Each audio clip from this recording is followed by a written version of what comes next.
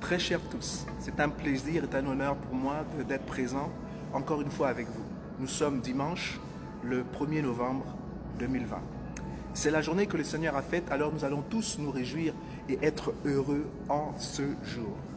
Vous savez, en ce moment, ces derniers temps, Dieu a mis dans mon cœur une pensée qui est très forte. Cette pensée, c'est la gloire. Ce qui est important de savoir, c'est que Dieu ne partage pas sa gloire.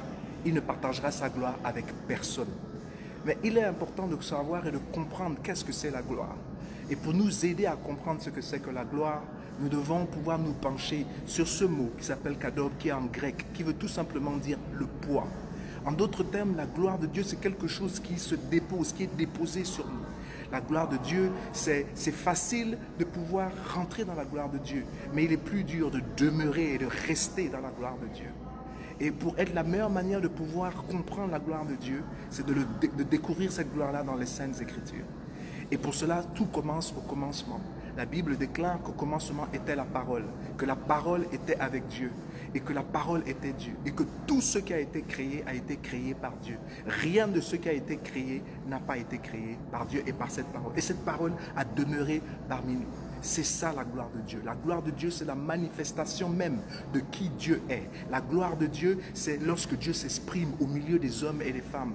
La gloire de Dieu, c'est là où il y a la haine et l'amour de Dieu se manifeste. C'est là où il y a le désaccord, l'harmonie et l'ordre est établi. C'est ça la gloire de Dieu. Et nous devons rechercher la gloire de Dieu. Non pas se l'accaparer, mais rentrer dans la gloire de Dieu. Car Dieu ne partage sa gloire avec personne.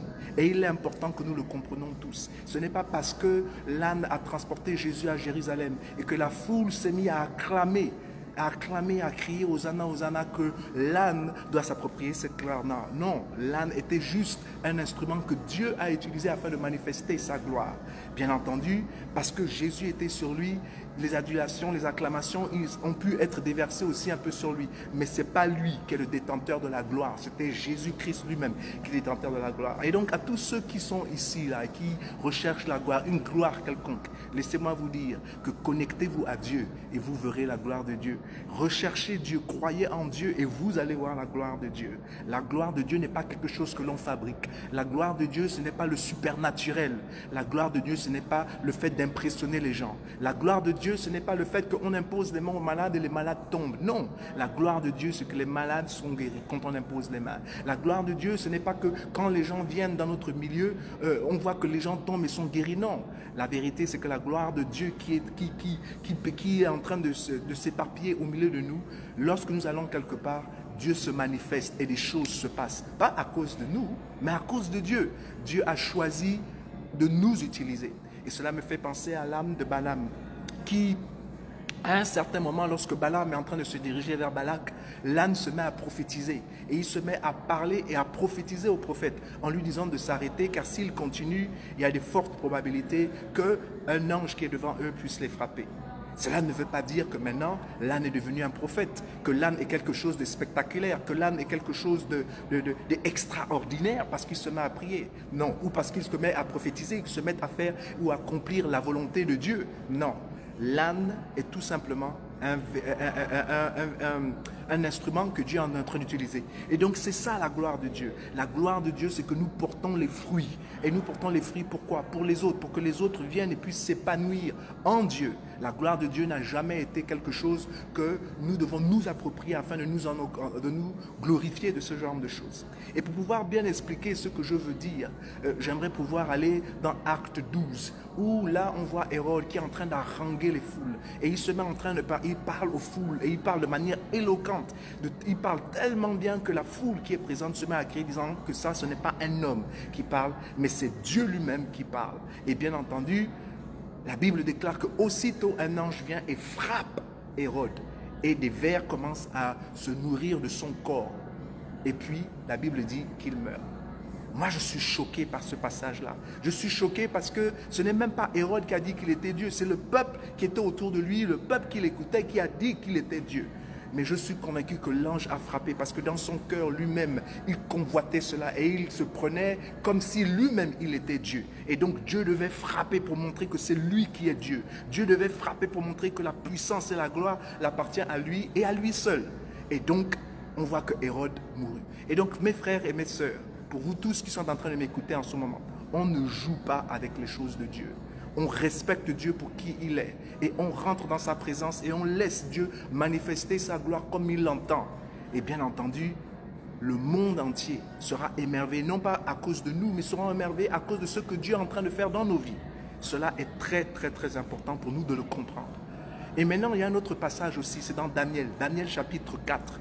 C'est un passage que je vous encourage aussi à vivre. Et voilà Hérode, et voilà pas Hérode, mais voilà plutôt Nebuchadnezzar, qui lui se vante des grandes choses qu'il a accomplies, de Babylone, cette grande ville qu'il a établie, le royaume qu'il a établi, les grandes choses qu'il a faites, les choses spectaculaires qu'il a faites pour Dieu.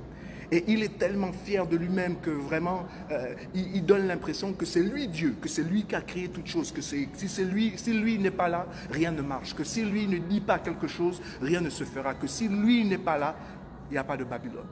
Et la Bible dit encore que là, encore un ange vient et il se met à le frapper. Et quand on le frappe, il perd la raison. Et maintenant, il commence à brouter l'herbe. Ses cheveux poussent, il devient comme un animal. Ses ongles sont en train de pousser. Parce que Dieu ne partage pas sa gloire avec qui que ce soit. La gloire de Dieu est là. Elle est établie pour tout le monde. Tout le monde peut se connecter à cette gloire-là. Tout le monde peut bénéficier de la gloire de Dieu. Mais la gloire de Dieu, Dieu lui-même ne la partage pas. Okay? Donc, il est important pour nous de le comprendre. Et à un moment donné, la Bible dit que Nebuchadnezzar lève les yeux vers le ciel. Et lorsqu'il lève les yeux vers le ciel, il reconnaît qu'il y a un Dieu. Il reconnaît qu'il y a un Dieu qui est puissant. Et à ce moment précis-là, la sagesse lui revient. À ce moment précis-là, la folie qu'il avait le quitte. Je vous le dis, la gloire de Dieu se manifeste dans l'humilité. Dieu a fait des grandes choses avec nous au Gabon en particulier, parce que c'est mon pays, donc je connais. Oui, je suis aussi, fait partie des fruits de ce réveil de 86. Je ne dis pas que je suis le père du réveil du Gabon, mais je peux dire que j'ai fait partie, j'ai été affecté par ce réveil-là.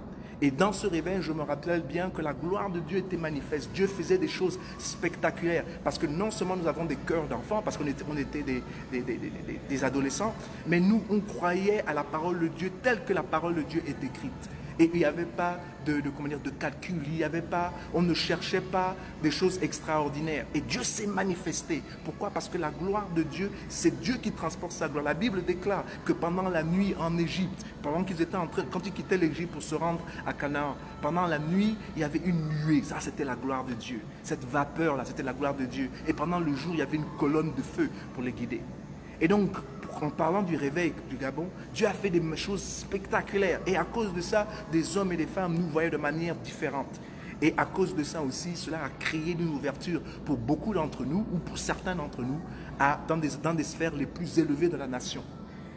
Mais malheureusement, la gloire de Dieu et la gloire des hommes, à cause de la gloire des hommes, certains d'entre nous ont été aveuglés. Et ils ont voulu plus, ils ont cherché plus. La gloire de Dieu n'était plus suffisante pour eux. Ce que Dieu leur avait donné, ce que Dieu nous avait donné n'était plus suffisant. Il fallait qu'ils acquièrent encore d'autres choses, qu'ils ajoutent d'autres choses, qu'ils mettent le monde et qu'ils permettent au monde de les influencer. Or que c'est nous qui influençons le monde. N'oublions pas que la terre et le monde appartiennent à Dieu et tout ce qu'elle renferme appartient à Dieu. Et donc il est important pour nous de savoir que nous avons un mandat. Et ce mandat nous vient de Dieu. Où nous sommes ici afin de pouvoir multiplier ce monde-là, afin de pouvoir fructifier ce monde, afin de pouvoir faire de ce monde un meilleur monde. Et la meilleure manière de faire de ce monde un meilleur monde, c'est d'être connecté à Dieu, de ne pas chercher des dieux ou des choses qui sont étrangères à Dieu, afin de pouvoir augmenter soi-disant notre onction. Je dis non, que ça ce n'est pas juste, ça ce n'est pas divin. Dieu seul nous suffit. Dieu seul a la capacité de faire des grandes choses. Et je vous le dis encore, dans sa complexité, Dieu est très simple. Ne cherchons pas les choses qui sont compliquées afin de pouvoir impressionner les gens. Non, Dieu est simple, et Dieu est complexe, oui, mais il est simple dans sa complexité. La preuve, il s'est fait enfant. Et des hommes et des femmes sont venus, des hommes et des femmes très affluents sont venus de tous les quatre coins du monde adorer le petit enfant Jésus. C'était Dieu lui-même qui s'est incarné dans un enfant. La simplicité de Dieu. Et donc je voudrais encourager ici les frères et les sœurs du monde entier de repartir à ce qui est fondamental. Il est important que nous soyons humbles. La Bible déclare que lorsque nous sommes humbles, Dieu nous relève, Dieu nous établit. Et il est important que nous portons du fruit. Dieu ne partage pas sa gloire Mais nous pouvons expérimenter la gloire de Dieu.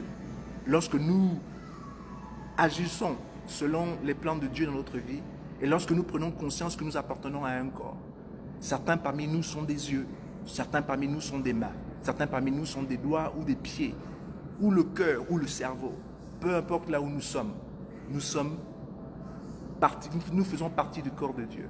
Par conséquent, tout ce que Dieu est, nous bénéficions, peu importe. L'œil ne peut pas dire à l'oreille que, écoute, tu es moins important que moi parce que moi je vois. Non, nous avons besoin de tout le monde.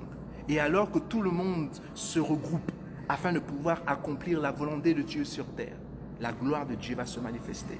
Ne l'oubliez pas, hein? L'Esprit de Dieu était en train de se déplacer sur les yeux. Lorsque Dieu dit que la lumière soit, et la lumière fut. Voilà la gloire de Dieu. Et je pense que nous pouvons faire de grandes choses lorsque nous sommes unis. Je pense que nous pouvons faire de grandes choses lorsque nous mettons Dieu au centre de ce que nous faisons, sans calcul. Nous ne faisons pas les choses pour pouvoir nous donner un nom, mais nous faisons les choses parce qu'elles sont bonnes.